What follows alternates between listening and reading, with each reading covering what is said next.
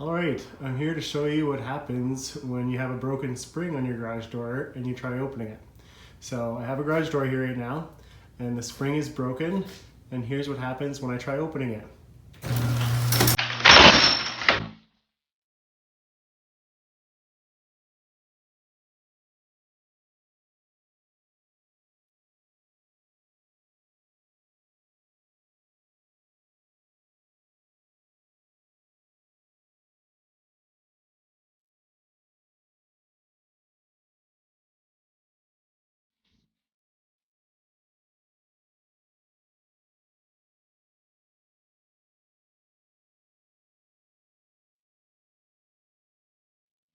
Both springs let go and broke on this Wayne Dalton door, and this is what happened.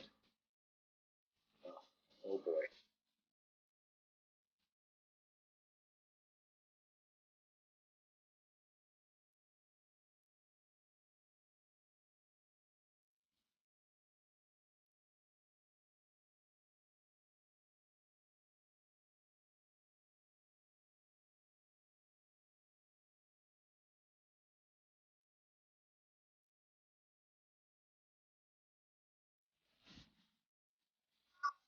Not yet.